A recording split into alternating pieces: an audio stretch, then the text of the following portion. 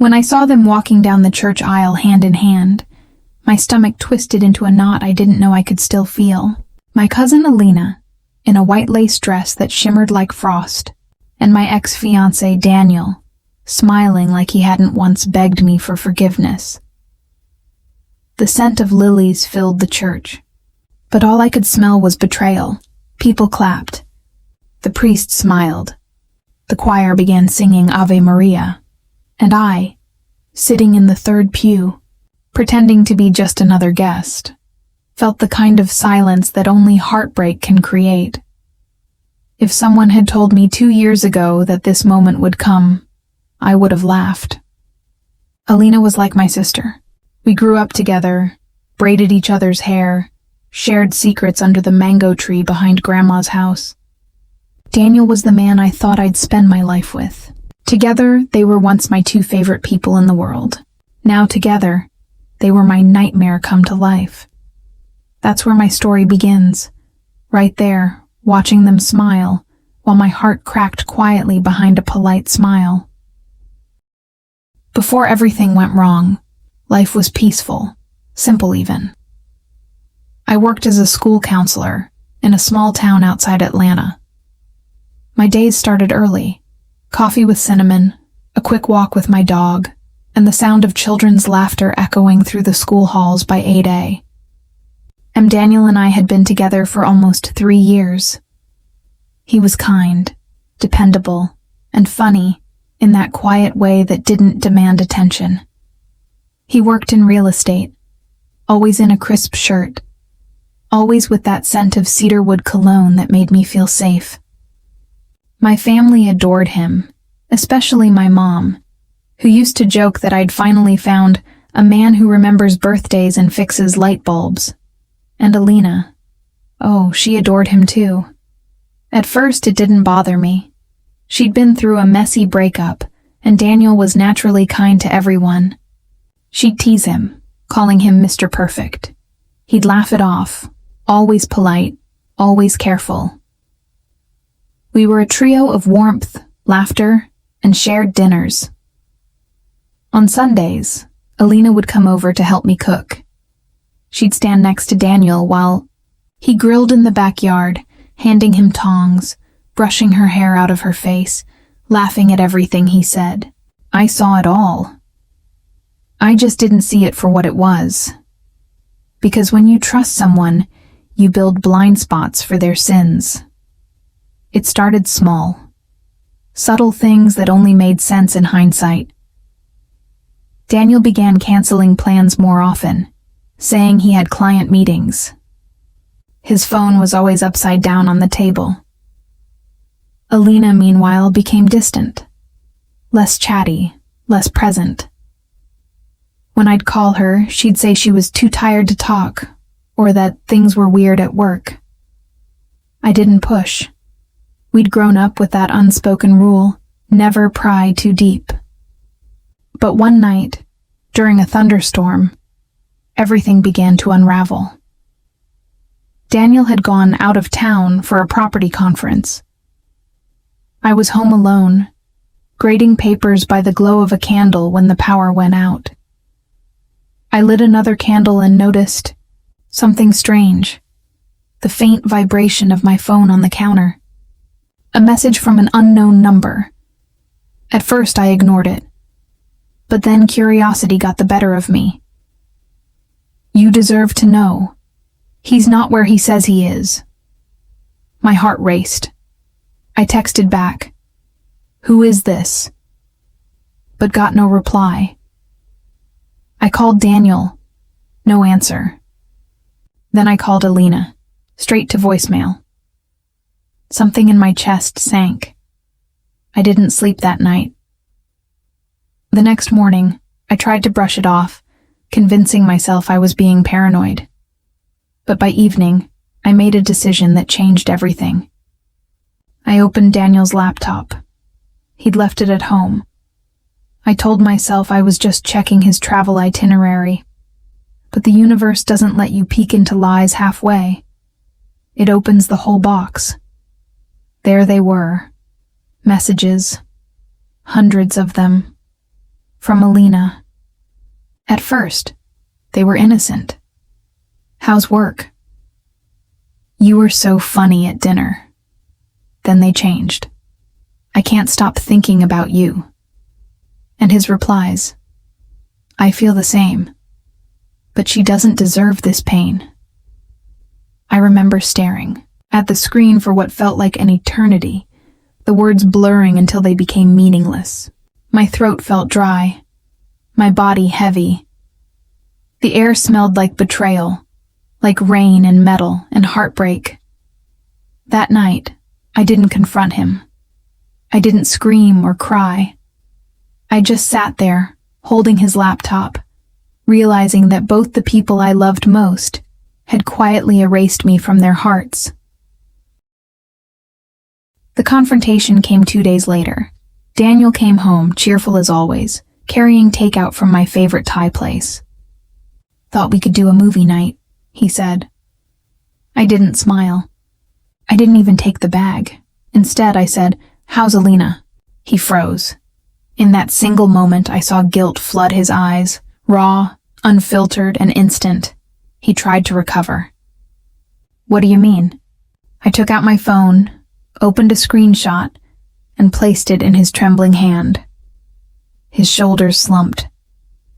His voice cracked. I didn't mean for it to happen. We just connected. Connected? I repeated, my voice shaking. She's my family, Daniel. My blood. You connected with that? He reached for me, but I stepped back. I could feel the weight of every broken promise pressing on my chest. She told me she wanted to get back at you, he finally said, eyes wet, for stealing everything she ever wanted. Those words burned. Stealing? I asked quietly. What did I ever take from her? He said nothing. Just silence, and the quiet hum of the refrigerator between us. That was the last night Daniel slept under my roof. 2 weeks later, they went public. Family gatherings became awkward battlegrounds. My aunt, Alina's mother, said I should let it go because love is unpredictable. I didn't argue. I just walked away. But fate wasn't done twisting the knife. 6 months later, I got a wedding invitation in the mail. White envelope, gold lettering, their names, Alina and Daniel. And at the bottom, written in her handwriting, "Hope you'll come." Would mean a lot. I went. Not because I wanted to, but because sometimes you attend the funeral of what once was, just to make peace with the ghosts. That's how I ended up there, sitting in that pew, pretending to be okay while watching my past marry my betrayal. Sitting in that church, I felt like a ghost among the living. Every clap, every laugh, every congratulations directed at them felt like a blade carving into my chest. I tried to focus on the flickering candles, the stained glass casting rainbow fragments across the pews, but nothing could distract me from the sharp knot of betrayal in my stomach. Alina looked radiant, her smile wide and genuine. Daniel looked relieved, like a man freed from a burden he should never have carried. And me? I felt invisible, like I was watching my life in someone else's home movie. I couldn't leave. Not yet. I had to see this through, if only to understand why. The reception hall was just as pristine as the church. White roses lined the tables, and the scent of vanilla and buttercream filled the air. I took a seat in the corner, notebook clutched in my hands, not to take notes, but because I needed something to hold on to, something solid amidst the chaos. I watched as Alina mingled, her laughter like glass chimes in the air. My stomach churned. It wasn't just jealousy. It was the deliberate, cruel intention behind all of this. She hadn't just fallen in love with Daniel. She had married him to hurt me. That thought replayed in my mind like a broken record. I remembered the subtle signs I had ignored. The way Alina would linger near Daniel. The way she'd subtly belittle me with those offhand comments about how I wasn't ready for serious love. The sly, knowing smiles when I voiced any frustration about Daniel's absence. She had been planning this for months, maybe even years, and I had been too naive or too trusting to notice. When the photographer called everyone to the dance floor, I stayed seated. I watched as they took their first dance, the song slow and sentimental. I could see it in Daniel's eyes. Not love, not the way he looked at me, but something else. Guilt wrapped in habit, comfort wrapped in familiarity. I had spent nights crying over him, nights wondering if I would ever trust anyone again. And here he was with my cousin, smiling like nothing had ever happened. That's when a thought struck me. If she wanted revenge, fine. I would let her, but it wouldn't be shallow or petty. It would be quiet, deliberate, and irreversible. The first step was observation. I started paying attention to small things. Alina's habits, Daniel's patterns. It wasn't about spying. It was about understanding the dynamics of their fragile alliance. I noticed the little cracks immediately. Alina's charm worked on everyone except Daniel. Her sweetness often came with sharp little barbs he didn't notice at first. But I did. I watched him flinch at certain comments. Saw him sigh in ways that hinted at old grievances resurfacing. Then came the small mistakes. Daniel's phone left unlocked on the kitchen counter revealed text messages not meant for Alina. He complained about finances, about her controlling tendencies. And Alina, she had confided in a mutual friend about her insecurities, about how marrying Daniel was half spite, half strategy. Everything fell into place. This wasn't love. This was a game, and now that I had the pieces, I could play it too. I began with subtle influence, planting small truths where they would be noticed but not traced back to me. A whispered warning to Daniel's mother about Alina's manipulations. A casual remark to mutual friends about Alina's obsession with controlling Daniel's schedule. I wasn't angry in my tone. I was calm, measured, like Auntie May herself narrating the moral arc of a tale. At first, Daniel dismissed them, shaking his head, saying, "You're imagining things." But over time, the weight of consistent, quiet revelations began to erode the foundations Alina had built. He started noticing her snide remarks. He started questioning the things he had ignored. One evening, it all came to a head. I had invited him to a casual dinner, just the two of us, a moment of sincerity in the chaos. I didn't confront him about Alina. I simply told him stories, small memories from when we were together, gently reminding him of what genuine love felt like. At first he smiled politely, nostalgic. But then slowly the mask slipped.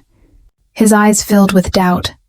He realized, I think, that he had been used, not just by Alina, but by the momentum of revenge he had unknowingly agreed to. Meanwhile, Alina's facade began to crack.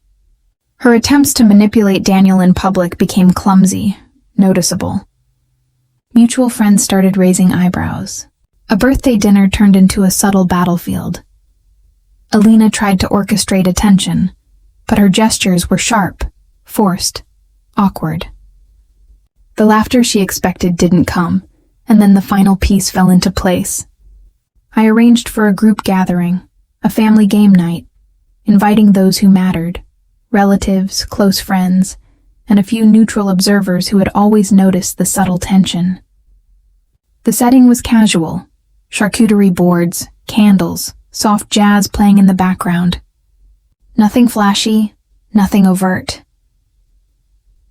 During a break, I casually brought up a story about my ex, the one that highlighted his honesty, his kindness, the small moments that defined our love. Alina's expression hardened, her jaw tight. She tried to interject, but the group's attention was already on Daniel. Then I asked softly, "Daniel, do you remember when you told me you were marrying me because you loved me, not because you wanted to hurt anyone?" The room went silent. All eyes on him. Daniel froze.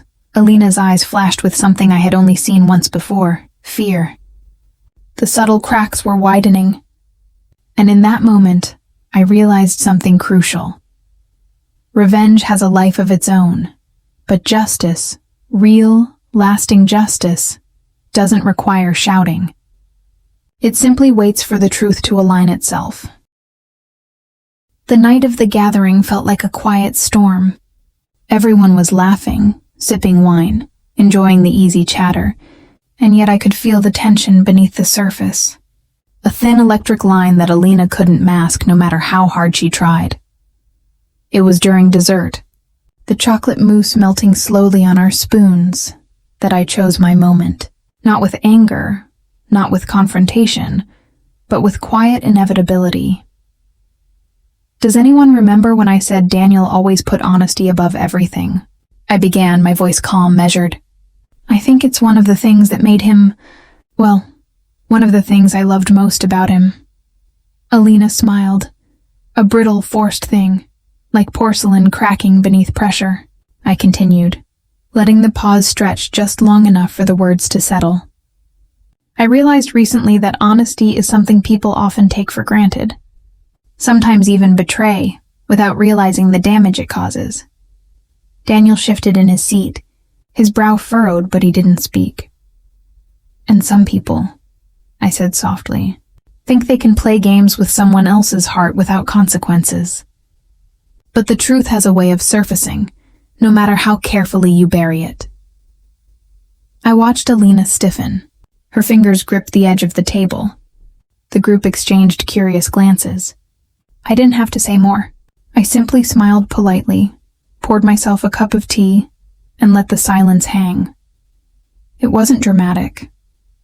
There was no yelling, no tears, but the room shifted. Everyone could feel it. The unspoken truth, the moral weight of the moment. Later, when I stepped outside for fresh air, Daniel followed. He was quiet at first, the night breeze lifting strands of his hair across his forehead. Then he spoke, his voice low, almost a whisper. Why did you do that? I turned to him, calm, reflective. Because some people need to see their choices for what they really are. You didn't marry her out of love, Daniel. And she didn't marry you for the right reasons either. You both deserve to face that. He nodded, silent. And for a moment, it felt like the old warmth between us. The connection that had once defined years of laughter, arguments, and quiet understanding was flickering back. Not enough to go back, but enough to remind him of what real care feels like. The following weeks were subtle but satisfying. I didn't broadcast her mistakes. I didn't post them on social media. I didn't need to. Alina's own actions began unraveling her carefully constructed image. She tried to manipulate friends and family, but the whispers had already started.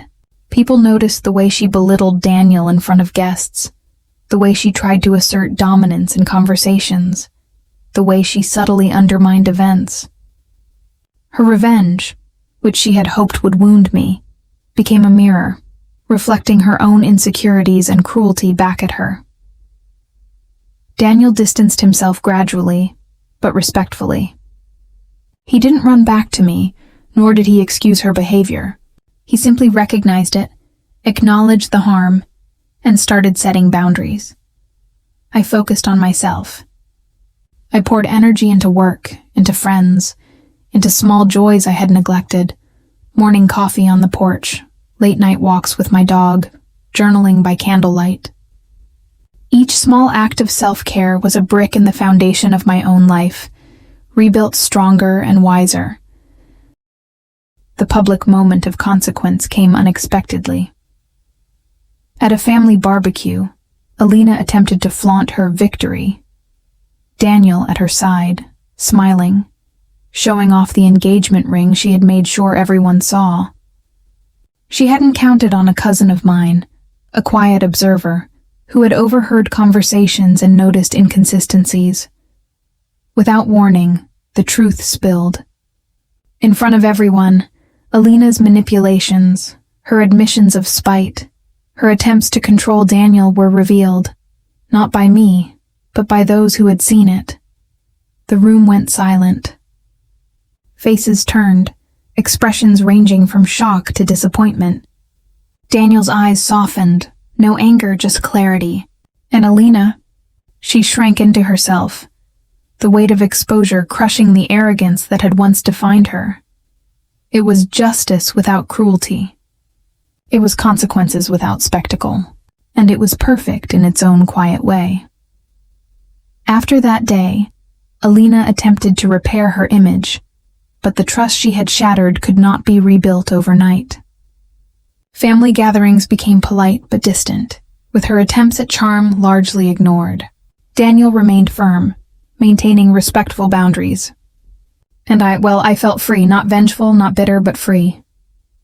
Free from the shadows she had cast over my life, free to live without fear of betrayal lurking around every corner. I realized something crucial in those months of rebuilding. Revenge, when sought with malice, rarely heals. But quiet, patient justice, guided by integrity and self-respect, has a way of setting things right. I didn't need Daniel back, and I didn't need to humiliate Alina further. I needed peace, and for the first time in months, maybe years, I felt it. In the weeks that followed, life began to reclaim its rhythm. Mornings smelled of fresh coffee brewing in my tiny kitchen, sunlight spilling across my favorite worn-out rug. I started walking again, letting the neighborhood noises, the distant laughter of children, the hum of passing cars, the soft barking of dogs, anchor me. Life, in its ordinary, quiet way, was healing me. Daniel had retreated into his own space, processing the aftermath. He wasn't my responsibility anymore, and I didn't try to pull him back into my life. He needed to face the consequences of his choices just as I had needed to. Our interactions were polite, distant, but the heavy tension had lifted. I felt lighter, unshackled from the weight of resentment that had consumed me for months. Alina, on the other hand, became a cautionary tale within our extended family. The whispers, the small exclusions, the polite yet firm distance. It was all a reflection of the choices she had made. She was still part of family events, but her manipulations no longer carried any power. It was remarkable how natural justice without my hand had settled the score. I began to focus on myself in ways I hadn't allowed before. I returned to painting, letting colors and brush strokes express emotions I'd long suppressed. Red for anger, blue for sadness, gold for hope. Each piece was cathartic, each canvas a step toward reclaiming my sense of self. Work, too, became a sanctuary. I threw myself into projects that mattered, built relationships based on trust and integrity, and started mentoring younger colleagues, sharing not just skills, but lessons about resilience, boundaries, and self-respect. Every achievement felt sweeter because it was earned, untainted by revenge or manipulation. One evening, as I sat by my window watching the sunset, I realized how far I had come. The storm of betrayal, deceit, and heartbreak had passed. The wreckage had been cleaned up, not by anger or vengeance, but by patience, reflection, and the quiet unveiling of truth. And in that calm, I found clarity. I thought about the lessons this experience had taught me. First, that trust is sacred, and when it's broken, it must be acknowledged, understood, and sometimes relinquished. Holding on to someone who doesn't value you is like carrying a stone in your chest. You may feel heavy, but it doesn't make them any lighter. Second, that revenge is best left to time and integrity. Attempting to hurt someone in return often prolongs your own suffering. Instead, I learned to focus on myself, to rebuild what had been shaken, to reclaim what had been taken, not in wealth or titles, but in peace, dignity, and self-respect. Third, that betrayal often reveals character more than it conceals. Daniel's willingness to be swayed, Alina's calculated cruelty. They were mirrors reflecting truths I had needed to see. Recognizing them allowed me to step away, wiser and stronger, rather than remain entangled in pain. And finally, I realized that forgiveness isn't about letting someone off the hook. It's about setting yourself free. I didn't need to forgive Alina to see justice served, but I needed to forgive myself for any lingering regrets, any moments I doubted my worth, any tears I shed over a situation I couldn't control. Months later, the holidays arrived. I prepared my home with modest decorations, soft lights, and the aroma of cinnamon and pine. I invited close friends, my family who mattered, and even a few distant relatives who had been quietly supportive through the chaos. No one mentioned Alina or Daniel. There was no awkward tension, no need for reminders. Instead, there was laughter, music, shared stories, and warmth. Children ran across the floor, their laughter echoing in the spaces that had once felt so empty. I watched, smiled, and felt an unexpected sense of triumph, not over others, but over my own pain. During the evening, a friend leaned over and whispered, "You look peaceful, really peaceful." I smiled, realizing she was right. I had reclaimed myself. I had reclaimed my life. The world hadn't punished them harshly. It had simply revealed their true selves, and in that reflection, I had found liberation. Now, when I think back to the night Alina married Daniel, I don't feel anger or heartbreak anymore. I feel clarity. Life has a way of balancing itself, of giving each person the consequences their choices deserve. Sometimes it's quiet, subtle, and slow. Other times it's dramatic. But justice, in some form, always finds its path. I share this story not out of bitterness, but as a reminder. Life will test your heart, your patience, and your sense of worth. There will be those who try to wound you, manipulate you, or use you as a stepping stone in their own schemes. But your response, how you choose to live, heal, and rebuild, is what defines you. Would I have handled things differently if I had known Alina's plan sooner? Perhaps. But I also wouldn't trade the lessons learned, the strength gained, or the quiet satisfaction of watching truth rise without the need for my hand to force it. So, dear listener, I leave you with this question. When someone tries to hurt you, how do you respond? Do you chase vengeance? Or do you let life unfold the consequences naturally, trusting in your own resilience? I invite you to reflect on that, to share your thoughts, and if this story resonated, to subscribe and support stories that remind us all of the quiet strength and patience, integrity, and self-respect. Because in the end, the greatest revenge is living well, and the greatest justice is found in truth revealed, with dignity intact.